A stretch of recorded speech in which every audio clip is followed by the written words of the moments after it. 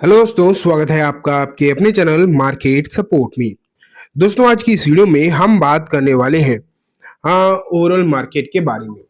अगर आप देखोगे तो सिचुएशन जो है डेली बेसिस पर खराब हो रही है, ये बात तो हम सब देख ही रहे हैं। लेकिन आज बस से बदतर कंडीशन जो है होती हुई देखने को मिल रही है आपको मार्केट की। इस तरीके से मार्केट गिरते हुए दिखाई दे रहे हैं और इस तरीके से गिर सकते हैं, इतनी उम्मीद श्योरली आप मान के चलिए किसी को नहीं रही होगी जो आपको आज माहौल मार्केट का नजर आ रहा है। सिचुएशन इतनी ज्यादा खराब है कि चौतरफा गिरावट है, मतलब चौतरफा हर तरफ जहां देखो आप वहां पर आपको गिरावट का माहौल देखने को मिल रहा है। कहीं भी माहौल ऐसा नहीं है कि जहां आप बच सको। कुछ भी खरीद रखा होगा आपने, कुछ तो खरीद रखा होगा, थोड़ा बहुत भी खरीद रखा होगा, आपको वो थोड़े बहुत में भी भारी भरकम नुकसान जो है होता हुआ नजर आ रहा है। ये बात आप जो है मानकर चल सकते हैं। तो ये सिचुएशन है मार्केट की। आगे की स्थिति क्या होगी ये तो हम देखेंगे। वैसे तो क्या ही बोला जाए, कुछ भी समझ में नहीं आ रहा फिलहाल। लेकिन देखते हैं कि सिचुएशन क्या है और आगे मार्केट में क्या हालचाल रह सकते हैं। उसके लिए सेंसेक्स 1.37 मैंने आपके सामने रख दिया। ओवरऑल मार्केट के हालचाल 1.5% डाउन। बैंक निफ्टी ने तो हद ही कर दी, 50,000 का लेवल भी अभी थोड़ी देर पहले तोड़ दिया। लगभग थोड़ी देर पहले तो 2.5% तक डाउन था। अभी मतलब लगभग मामला तो वही है। लेकिन मिड कैप 100 देखो लगभग 0.3% की गिरावट, मतलब छोटी मोटी गिरावट भी नहीं, 0.3% की आपको गिरावट जो है मिड कैप में देखने को मिली। तो तबाही मची पड़ी है मार्केट में, आप ये कह सकते हो फिलहाल। ठीक है, वहीं अगर हम देखें कि बाकी के इंडेक्स के क्या हालचाल है, स्पेशली स्मॉल कैप 3% टूट गया है। स्मॉल कैप आप देख लो यहाँ पर 3% स्मॉल कैप जो है टूटता हुआ दिखाई दे रहा है। एंड जिस तरीके से स्मॉल कैप आपको टूटता हुआ देखने को मिल रहा है, जो लोग स्मॉल कैप में ही पूरा पैसा लगा के चलते हैं उन्हें तो समस्या हो रही होगी। हालांकि एक बात मैं आपको जरूर बताना चाहूंगा कि आपको ये लग रहा होगा कि स्मॉल कैप वाले ही प्रॉब्लम में, ऐसा नहीं है। क्योंकि अगर देखा जाए तो निफ्टी, ठीक है, एंड स्मॉल कैप निफ्टी मतलब स्मॉल कैप इंडेक्स, तो पता है फर्क कितना है। निफ्टी टूट चुका है अपने ऊपरी स्तर से 10%, स्मॉल कैप टूटा है 11%, सिर्फ इतना ही फर्क है। रिटर्न में फर्क अगर आप देखोगे, जब रिटर्न आते हैं तो रिटर्न में फर्क बहुत ज्यादा आता है।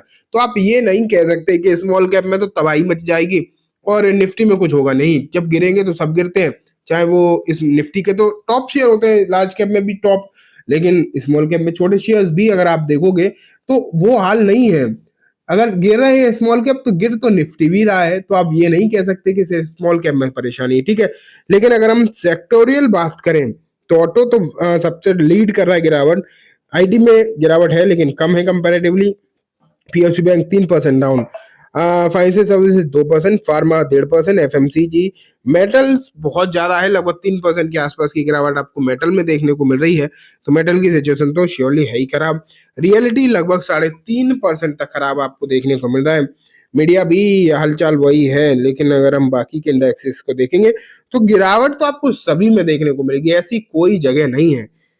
फिलहाल आप देखो तो ऐसी कोई भी जगह दिखाई नहीं दे रही जहां पर आप बचते हुए दिखाई दे रहे हो। सब जगह गिरावट का ताबड़तोड़ माहौल नजर आ रहा है, ठीक है।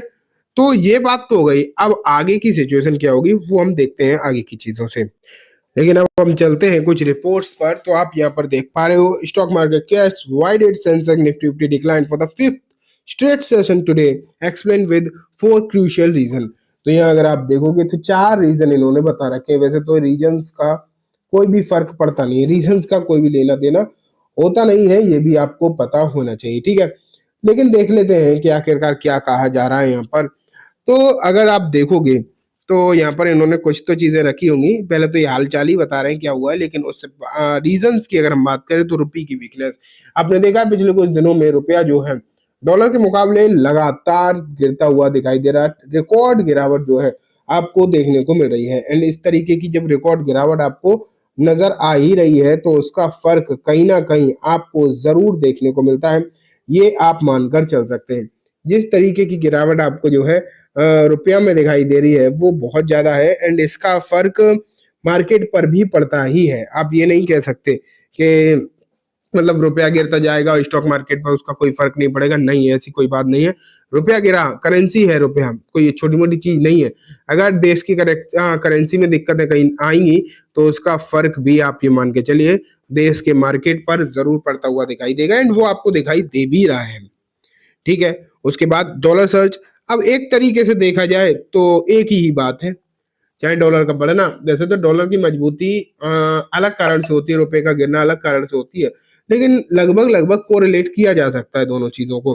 तो लगभग यहाँ पर यही बात है। लेकिन जो सबसे बड़ा मुद्दा है वो है कंटिन्यूड एफपीआई सेलिंग। एफपीआई की अगर आप सेलिंग देखोगे या एफआईआई की सेलिंग देखोगे तो वो इतनी ज्यादा है कि उसी ने पूरा माहौल जो है खराब कर रखा है। आप ये मान के चलिए पूरा माहौल की जो खराब की स्थिति आपको दिखाई दे रही है वो यहीं से नजर आ रही है। एंड जिस तरीके की गिरावट हो रही है, अगर मैं आपको बताऊं, सिर्फ और सिर्फ नवंबर में 26,000 करोड़ रुपए की बिकवाली हो चुकी है, सिर्फ नवंबर में। कितने ही दिन हुए अभी नवंबर को, और ये रिपोर्ट भी 2-3 दिन पहले आई थी, तो लगभग लगभग 30,000 के ऊपर तो हो ही गया होगा। 30,000 करोड़ के आसपास की बिकवाली सिर्फ और सिर्फ नवंबर में हो चुकी है। एंड जब इस तरीके की गिरावट आपको नवंबर में देखने को मिली तो होगा क्या, तो अक्टूबर में तो वैसे भी उन्होंने लाख करोड़ से ऊपर को बेच दिया था। तो ओवरऑल अगर देखा जाए अभी जो पीक हुआ था उसके बाद लगभग 2 लाख करोड़ की बिकवाली हो चुकी है इंडियन मार्केट में। तो जब इस तरीके की बिकवाली आपको देखने को मिल रही है तो आने वाले दिन कोई बहुत अच्छे होंगे, इस बात की अभी संभावना तो नहीं है। जब तक, स्पेशल बात यह है कि जब तक यहाँ पर दोबारा से बिकवा मतलब खरीदारी नहीं आती एफपीआई की, और अभी तो आप ये मान के चलिए इस बात की कोई खास उम्मीद दिखाई नहीं दे रही कि एफपीआई यहाँ पर कुछ भी खरीदेंगे, ऐसा कुछ भी लग नहीं रहा है, क्योंकि लगातार स्पीड से मार्केट गिरता हुआ दिखाई दे रहा है। एंड ये कब तक गिरेगा ये भी कह पाना मुश्किल है। लेकिन जो रेट कट में डिले हो रहा है ना, वैसे भी अमेरिका में भी नहीं हुआ, अभी एक ही बार हुआ है, और जो भारत में अभी तक कुछ हो ही नहीं रहा इस मामले में, आरबीआई की तरफ से कोई नए बयान आ भी नहीं रहे, एंड रेट कट का कुछ भी दिखाई दे नहीं रहा।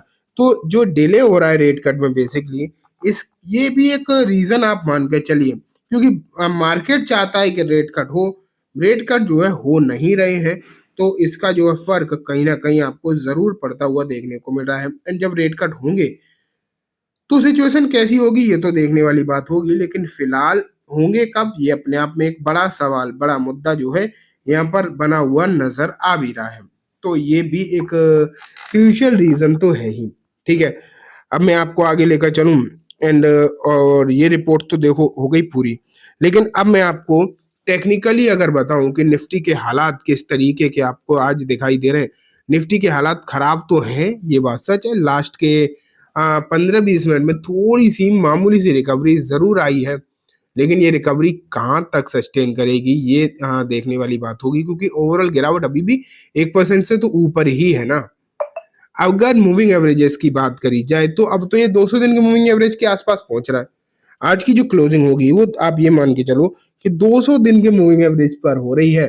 अगर यहाँ से सपोर्ट लेकर ऊपर निकल जाए मार्केट तब भी आप ये मान के चलिए सही है, लेकिन ऐसा होगा या नहीं होगा ये अभी भी देखने वाली बात है। लेकिन हाँ, अभी ये कह सकते हो कि मार्केट की कंडीशन खराब है, एंड लगभग लगभग 200 दिन के मूविंग एवरेज के आसपास मार्केट आ चुका है। यहाँ से और कब तक नीचे जाएगा ये अभी भी समस्या यहाँ पर है। तो चलिए दोस्तों, आज की इस वीडियो में बस इतना ही। उम्मीद है वीडियो पसंद आई होगी। वीडियो अच्छी लगी हो तो लाइक करना, चैनल को भी जरूर सब्सक्राइब करना, जाते जाते बेल आइकन दबाना, जिससे कि जब भी मैं कोई नई वीडियो डालूँ आपके पास नोटिफिकेशन आ जाए। दोस्तों ये वीडियो सिर्फ और सिर्फ एजुकेशन इन्फॉर्मेशन पर्पस है, तो किसी भी तरीके की बाइंग सेलिंग के रिकमेंडेशन के तौर पर बिल्कुल भी ना देखें।